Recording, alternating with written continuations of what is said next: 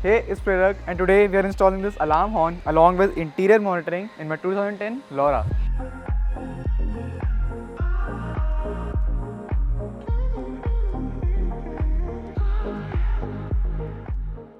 So this is everything that we are installing today in the car. This right here is an alarm horn. Now for Polos or other smaller cars, you can activate anti-theft alarm and the alarm will ring through your horn. But for this car, it is not possible. So this is the alarm horn that we are going to install. To raise this alarm, we are installing these DWA sensors. In this module itself, it has an inclination sensor. So anytime the car is being towed, it will detect that it is being towed when the car is logged. So it will raise this alarm right here. But where do we place this device? You see, LoRa's have this sunglass holder, which have an empty space at the back. And this contraption fits perfectly in here. Now to turn off all of the system if need be, this is the button through which you can turn all of the system off, that you don't want interior monitoring, you don't want inclination sensor to be activated, so you don't want the alarm to be raised, because maybe you need to tow your vehicle. You can just use this button to turn it all off for once. This right here is the wiring for the alarm horn.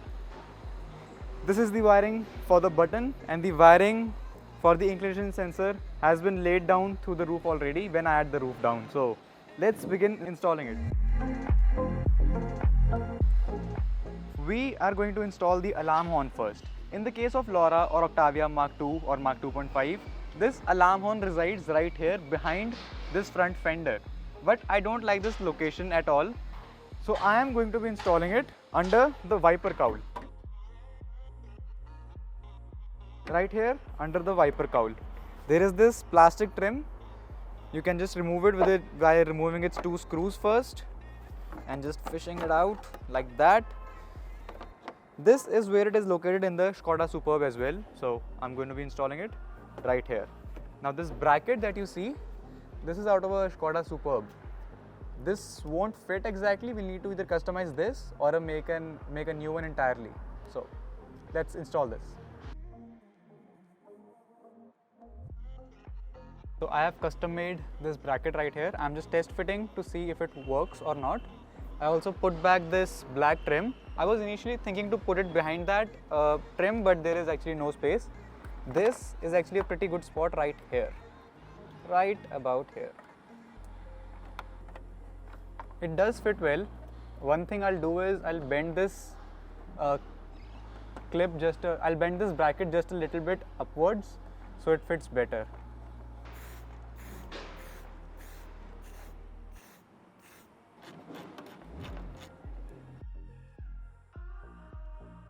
So I had to bend it down just a little bit more so that this sits flush with the windshield.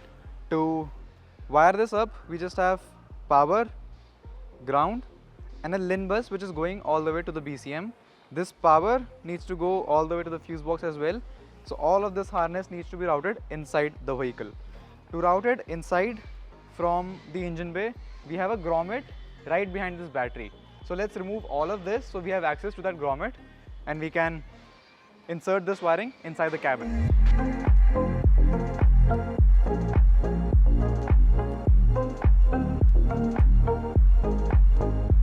So the grommet is all the way back there, right there. I'll show you a shot from my phone because this camera won't be able to capture it.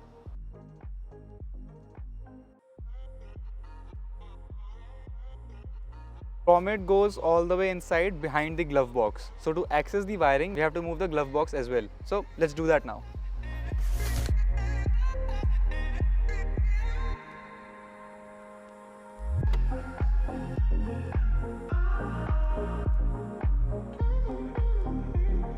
So I'm going to put this line through the grommet, pull this throughout the interior, attach the new wiring over here and pull it through as well.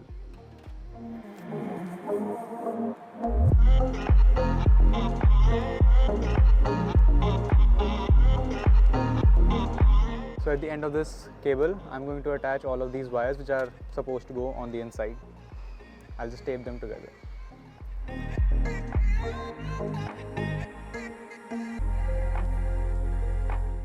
I have the entire wiring inside now. I'll wrap the interior part of it with this felt tape and route it along the factory harness to the other side, to the BCM.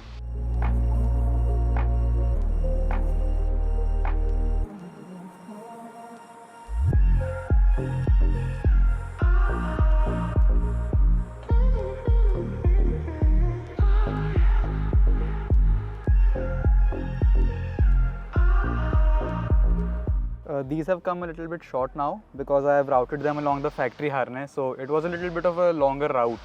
So these have come a little bit short. I will extend them now because they need to go all over to the BCM, which is right here, and the fuse box, which is behind this panel. So I'll need to extend them by this much. Now to access the BCM, we need to open this trim piece, which is held in place by 1, 2, 3, 4 and 5 screws.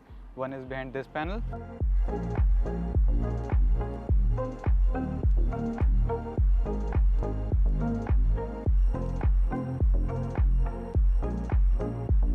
In your case, the OBD port might be stuck still.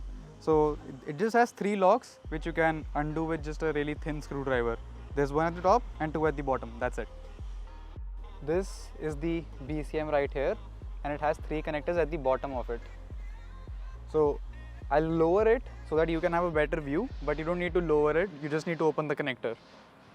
This is the BCM right here. These are the 3 connectors of it, A, B and C. So we need to wire multiple wires into this, Lin BUS from this and Lin BUS from the inclination sensor as well. So let's wire the inclination sensor and wire both of them together to the BCM. This is the inclination sensor right here. This is the module for it, and these are the 3 DWA sensors. These will detect any motion inside of the car when it is locked, and this module will detect if the car is being jacked up. That will act as the inclination sensor.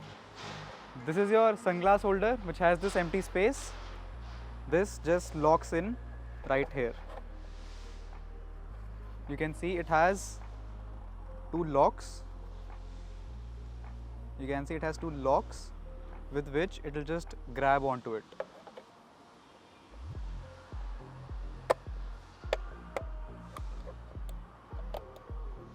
Like that. Now these grills have 3 sensors in them, which will detect any motion inside of a locked car and raise the alarm that we have just installed.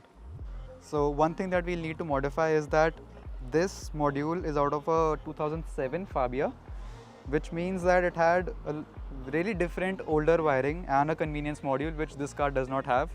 So as you can see, it has 4 wires here. This new module only has 3.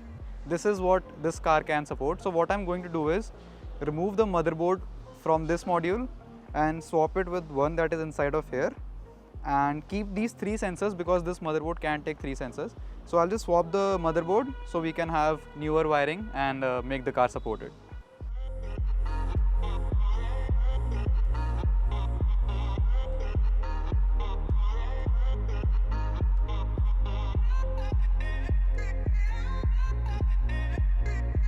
Now I'm going to deepen this bigger coupler and pin them into these 2 separate smaller couplers. So this sunglass holder resides right here. So I'll need to wire this connector right here. When I had the roof of my car down because I was getting reupholstered, I laid down these 4 wires already, which come all the way down to the BCM. I have these 4 strands of wires. I'll just connect them with this, and I'll save so much time because it's already laid down. If you are doing this wiring, do not use 0.75 wire. I did not have 0.35 or 0.50 square mm when I was doing this. 0.75 is a little too thick for this, so don't use that.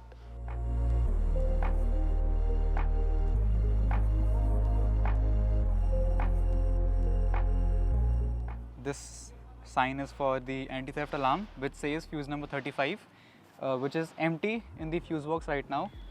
This terminal needs to go in there, and that empty slot will then be used for this. The power wire is common for the alarm horn and the inclination sensor up top. So I will first insert this and then tap the power from that inside of here as well. There is actually a cover here which is supposed to be there, but I have not installed it. So I can just install this terminal without removing the fuse box. but in your case you might have to remove it. This is the correct terminal, and this is the one that is supplied with the kit. This terminal is correct for the first row of the fuse box, but after that first row, all the terminals are double like this. Let's wire it now. So we need to push this pink part down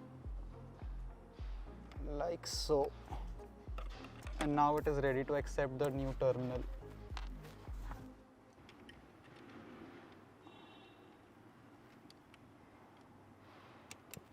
Yep, it's in place. This is the button, which is the deactivation switch, which I discussed earlier. If you wish to disable the alarm, you just open this door, click this button, and the alarm is disabled until you unlock the car and lock it again. Two of its wires need to go to the BCM. This button stays right here on the B pillar trim. So we will install it properly later. Right now I'll just wire it and check everything. This is the first connector A, this is B. We need to give the Lin bus for alarm horn and inclination sensor inside of this connector. Just open it up. It has these two locks right here that you need to push outwards, and it will just slide out. This block can be sliced open, and we need to put this Lin bus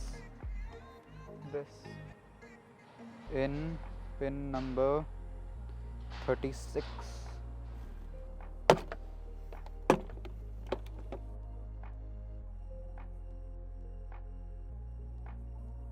Now with the wiring roughly laid down, I'll just connect everything up, code it, and test if it all works or not.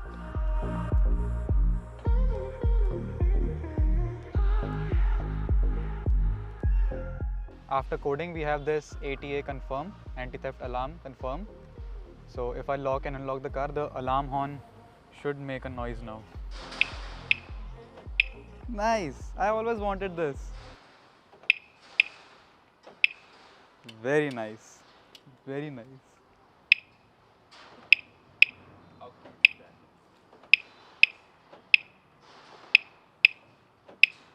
This is the final setup now. The interior monitoring module is out of a Volkswagen Vento 2011 or something. The sensors are out of the Fabia. The initial trim that I ordered had these sensors and this trim which holds the sensor in place. So 3 sensors from that vehicle, the holder from that vehicle, and the interior monitoring module out of Volkswagen Vento. This is the same on a Superb as well, just the pin out is a little bit different. They can accept 3 sensors. Initially they only come with 2, but we have made them accept 3 sensors. So it needs to sit parallel because the older module used to sit perpendicular. But as you can see, it has the inclination sensor perpendicular to the board as well.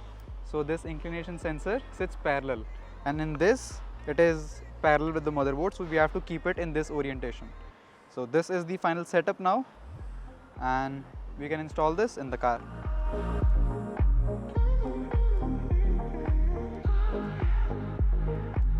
The only wiring left now is of the button, these last 2 wires. Before I wire this, I wish to test if everything works. So let's test everything out. Now with the car locked and the MID turned off, as you can see it's on right now. Once it has been turned off and there is any motion in the locked car, it should raise the alarm that we have just installed. So let's wait for the MID to turn off. It has just turned off now.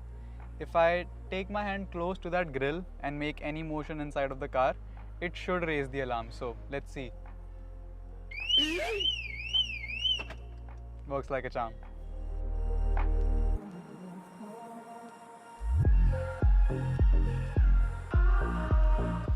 So now everything has been correctly wired, everything is working. I'll just put the interior back together very quickly and show you how it all works once it's all put back together. So I've made this rectangular cutout for the button, which will just go in like so. So now with the entire system installed, this is how it functions. With the car locked, if anyone tries to jack up the car, it will raise the alarm that we have just installed.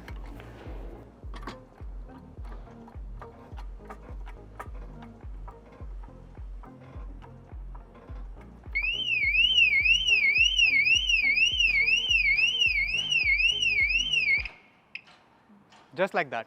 Now let's check the interior monitoring function.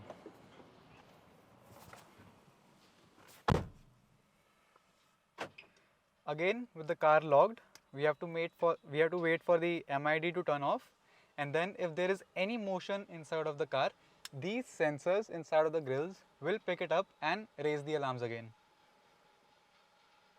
Alright, the MID has now turned off. So you see there is a fly inside of the car.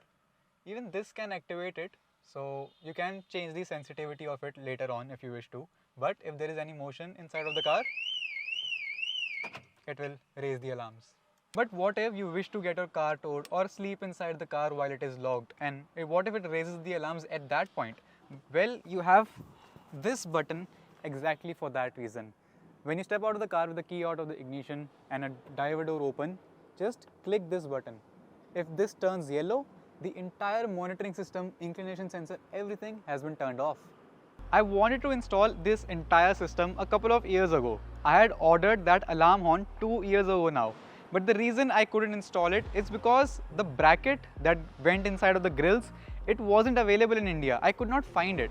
So I had to import it from the UK. But we started to all-wheel drive swap this car, and this project sort of got on the back foot, and we just swapped the all-wheel drive into it. So finally, now that I had the grills, the sensors and the correct module, I have installed it and it's functioning properly.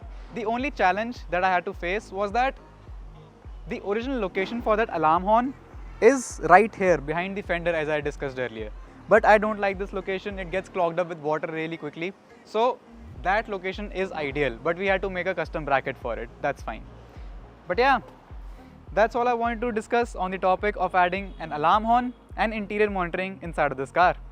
Thank you so much for watching, and I will see you in the next one.